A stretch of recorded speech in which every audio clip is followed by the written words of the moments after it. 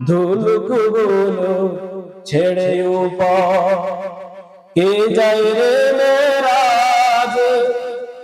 আরশ কুরসি লৌহ কলম কেন এত সাজে কে যায় রে মেরাজ ধুলুকগুলো ছেড়ে উপর কে যায় রে মেরাজ আরশ কুরসি লৌহ কলম কেন এত সাজে কে যায় রে মেরাজ কে যায় রে মেরাজ এক রাতে সে আলাপ সাথে লাখো নবী ও রাসূল সাইয়্যিদুল আম্বিয়া বলে প্রিয় মুহাম্মদ রাসূল প্রিয় মুহাম্মদ রাসূল ফাকানা কাবা কৌসাইনে ফাকানা কাবা কৌসাইনে সালাম দিলেন রবে যে কে যায় রে মেরাজ কে যায় রে মেরাজ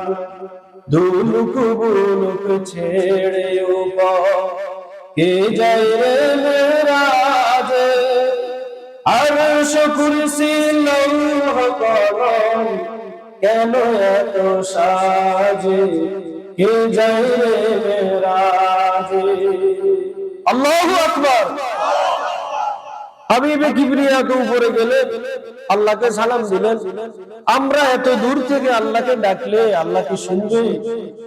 আপনারা যদি উৎসাহ দেন আমি বলবো মুরব্বিরা জোরে বলেন সুবহানাল্লাহ জোয়ান তারা বলেন আলহামদুলিল্লাহ সবাই মিলে বলেন আল্লাহু আকবার পবিত্র কোরআনুল কারীমে আল্লাহ তাআলা একটা আয়াত নাযিল করলেন আমরা যদি জমিন থেকে আল্লাহরে ডাক দেই আল্লাহ তাআলা আমাদের ডাকটা শুনবেন তো আল্লাহ তাআলা আমাদেরকে এত দূর থেকে জবাব দিবেন তো হাবিবে কিবরিয়ার উপরে আমার আল্লাহ তাআলা পবিত্র কোরআনুল কারীমের একখানা আয়াত নাযিল করলেন পবিত্র কোরআনুল কারীমের পারা নম্বর 2 পৃষ্ঠা নম্বর 7 লাইন নম্বর 5 6 7 লাইনের এক শব্দ সহ পবিত্র কোরআনুল কারীমের 2 নম্বর সূরা সূরাটার নাম সূরা বাকারা 186 নম্বর আয়াতে আমার আল্লাহ তাআলা বলেন হাবিব আপনাকে যদি কেউ জিজ্ঞাসা করে ওয়া ইদা সাআলাকা ইবাদি আমার বান্দারা আন্নি আমার সম্পর্কে আপনি বলে দিয়েন ফাইন্নি করিব আমি আল্লাহ তাআলা তাদের অনেক নিকটে আছি উজিবু দাওয়াতাদ দাঈ ইযা দাআন বান্দা আমারে ডাক দিতে দেরি আমি আল্লাহ জবাব দিতে দেরি করি না মুসা আলাইহিস সালাম বললেন আল্লাহ আমারে দেখা দেন আল্লাহ তাআলা দেখা দিলেন না ওইদিকে ইব্রাহিম খলিলুল্লাহ আলাইহিস সালাম আল্লাহ তাআলাকে বললেন আল্লাহ মুসা তো আপনাকে দেখা করতে যাইয়া দেখা করতে পারবে না আমি আপনাকে দেখতে চাই না আপনি আমারে দেখাই দেন কিভাবে আপনি আল্লাহ মৃতকে জীবিত করে আর রহমান দয়াময় সত্তা তিনি দয়ালু আল্লাহ রহমান আল্লাহ কেমন আল্লাহ যিনি হাবিবে কিবরিয়াকে মেরাজে নিলেন যিনি আদমকে জান্নাতের মাটি থেকে মানুষ বানাইলেন আর যিনি পানির ভিতরে নকশা করে 2 কোটি ভাই বোনের মধ্য থেকে আপনার আমার চেহারাটা আমার আল্লাহ সাজাইলেন তিনি কেমন আল্লাহ তিনি কেমন সুবহান যিনি নূহ আলাইহিস সালামকে তুফানে মৌজে ফেলো আবার হায়াত দিয়া পৃথিবীটাকে আমার আল্লাহ তাআলা আবাদ করলেন তিনি কেমন আল্লাহ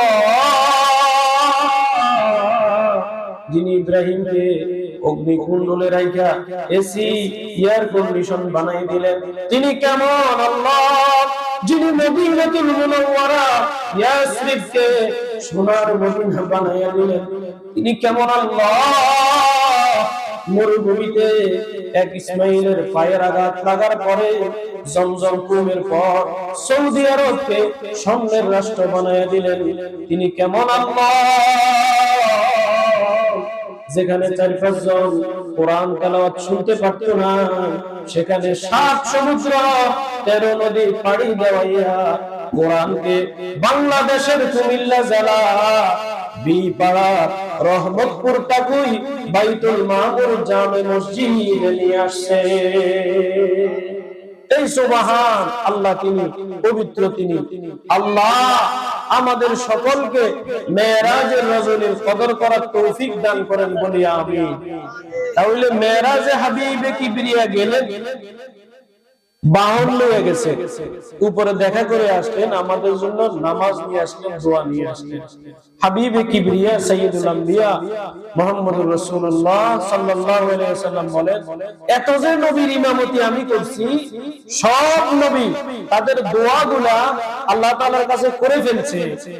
আর আমার দোয়াটা শুধু শাফাআতের জন্য রেখে দিয়েছি। জোরে বলি সুবহানাল্লাহ। কিতাবের নাম সহিহুল বুখারী, হাদিস সংখ্যা 6304। হাবিবে কিবরিয়া বলেন, গুনাহগার উম্মতদেরকে বলে দিয়েন, হাসরের ময়দানে আমার সাথে সাক্ষাৎ হলে আমি নবী তাদের জন্য সুপারিশ করব। লাস্ট কথা, সহিহুল বুখারীর 6306 নম্বর হাদিস, হাবিব বলেন, সকালবেলা কেউ যদি সাইয়্যিদুল ইস্তিগফার পড়ে, মরলে জান্নাতে চলে যাবে। সন্ধ্যায় যদি পড়ে, সকাল হওয়ার আগে মরলে জান্নাতে চলে যাবে। মুখে মুখে বলেন, আল্লাহুম্মা আনতা রাব্বি লা ইলাহা ইল্লা আনতা খালাকতানি আনা আবদুকা ওয়া আনা আলা আহদিকা ওয়া ওয়া'দিকা মাসতাতাতু আউযু বিকা মিন শাররি মা সানাতু আবু লাকা বিনি'মাতিকা আলাইয়া ওয়া আবু বিযামবি ফাগফির লি ফা ইন্নাহু লা ইয়াগফিরুয যুনুবা ইল্লা আনতা।